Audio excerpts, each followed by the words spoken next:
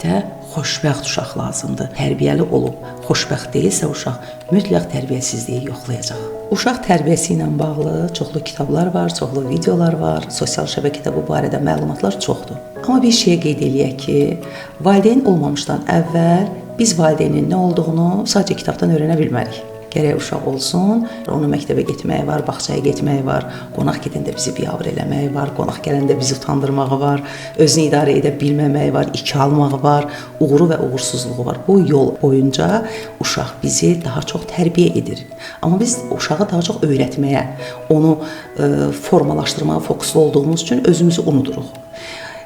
Uşaq doğrudan da tərbiyə edəndir. Bu baxımdan bura daha çox fokuslu olsaq ki, uşaq dünyaya gələndən sonra o məndə hansı keyfiyyətlərimi görməyimə səbəb oldu.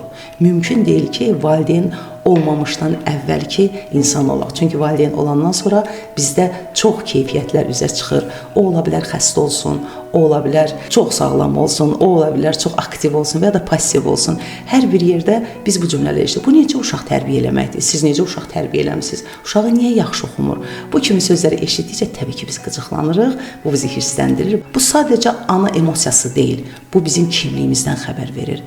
Uşağımızı olduğu kimi qəbul etdiyimiz an dünyanın ən xoşbəxt uşağını biz demək olar ki, formalaşdıra bilərik. Uşağı biz istədiyimiz şəklə salanda heç də o nəticəni əldə eləmək olmur. Çünki cəmiyyətə xoşbəxt uşaq lazımdır. Xoşbəxt uşaq təbii olaraq tərbiyəli olur. Amma tərbiyəli olub, xoşbəxt deyilsə uşaq mütləq tərbiyəsizliyi yoxlayacaq.